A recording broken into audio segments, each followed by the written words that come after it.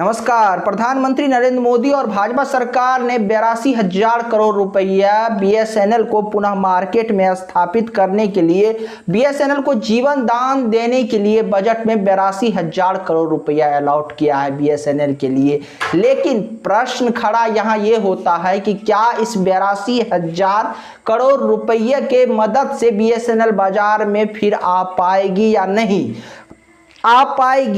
नहीं, यहाँ पे दो चीजें होती है। यदि बीएसएनएल के कर्मचारी और सरकार मजबूती से बीएसएनएल को बढ़ाने की ओर ध्यान दे तो बीएसएनएल पुनः बाजार में स्थापित हो जाएगी। उसी तरह से जिस प्रकार से 2005 से जिस प्रकार से भारत में आप देखिए 2005 से पहले जो है टेलीकॉम सेक्टर में एक क्रांति आई थी, तो उस क्रांति के जनक जो थे बीएसएनएल ही थे। लेकिन दूसरी तरफ अगर यही पैसा पुनः भ्रष्टाचार का भेंट चढ़ गया, बड़े बड़े अधिकारी और रिश्वतखोर के जेब में ये पैसा जाने लगा, तो बीएसएनएल पुनः बाजार में स्थापित खुद को नहीं कर पाएगी और बीएसएनएल का जो है फिर जो है अच्छे दिन नहीं आने वाले। तो सबसे पहले इस बात पे ध्यान देना पड़ेगा कि बीएसएनएल के लिए जो ये 82,000 करोड़ रुपया अलॉट हुआ है, इस पैसे का सही दिशा में प्रयोग किया जाए। अब सोचिए एक सरकारी कंपनी जिसके पीछे सरकार जो है मजबूत पिलर की तरह खड़ी थी बीएसएनएल, उसका ऐसा स्थिति आ गया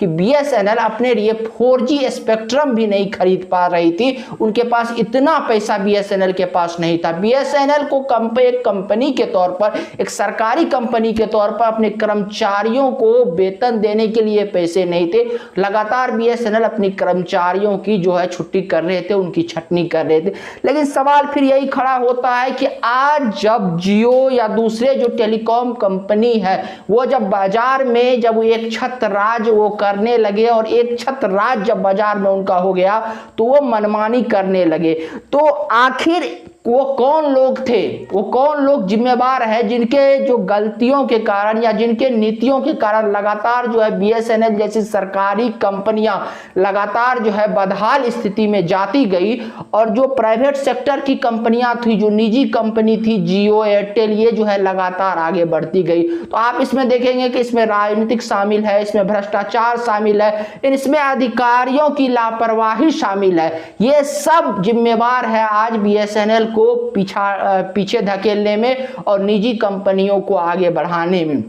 आज जब एक साथ 20 से 25% तक इन निजी कंपनियों ने अपने रिचार्ज प्लान में वृद्धि कर दिया, तब अब लोगों की आंख जगी है, तब सरकार की आंख जगी है कि अगर इस तरह से देश में निजीकरण हुआ, जिस प्रकार से भी देश में निजीकरण हो रहा है, सिर्फ कुछ पूंजीपति लोगों के हाथ में ही देश का पूरा व्यवस्था जो है चल गया। निजीकरण का विरोध यहाँ पे नहीं है, निजीकरण अच्छी हो सकती है, निजीकरण का परिणाम अच्छा हो सकता है, लेकिन उस निजीकरण का परिणाम उस स्थिति में अच्छा होगा जब उस निजीकरण से देश के आम लोग जुड़ेंगे, यानी देश के जो निचले पायदान पर बैठे, जो ग्राउंड पे बैठे लोग हैं, जो जमीन पर बैठे लोग हैं, अगर उस निजीकरण से जोड़ेंगे और उनका पैसा जो उन चीजों में जो निवेश होगा, और तब ये जब निजीकरण जो है देश में फलीभूत होगा, तब इस निजीकरण का जो है देश में एक अच्छा परिणाम देखने को मिलेगा। लेकिन यदि निजी क्षेत्र में केवल 2, 4, 10 बड़े बड़े उद्योगपतियों का दबदबा रहा तो ऐसी निजीकरण जो है देश के लिए हानिकारक है। इस निजीकरण का विरोध यहाँ पे नहीं है, उस प्रकार के निजीकरण का विरोध है जिस प्रकार के निजीकरण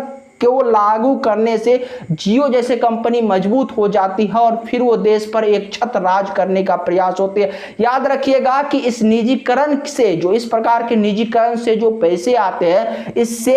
ये भी संभव है कि व्यवस्था में बैठे हुए लोगों को अपने तरफ कर लिया जाए और पूरे एक राष्ट्र की जो व्यवस्था है उसको भी जो है प्रभावित करने का प्रयास किया जाए। तो इस प्रकार के निजीकरण देश के लिए हानिकारक है और उसका परिणाम आज ये दिखाई दे रहा है कि किस प्रकार से प्राइवेट टेलीकॉम कंपनियों ने किस प्रकार से देश में आज लूट मचा रखा है। और अगर बीएसएनएल का आज पुनर्जीवन दान बीएसएनएल को मिल जाता है तो ये भविष्य के लिए और भारत के लिए अच्छा होगा और ये मोदी सरकार का अच्छा कदम है। लेकिन अगर आपको हमारी बातें अच्छी लगी तो आप हमारे वीडियो को शेयर कर दीजिए, चैनल को सब्सक्राइब कर लीजिए। धन्यवाद, नमस्कार।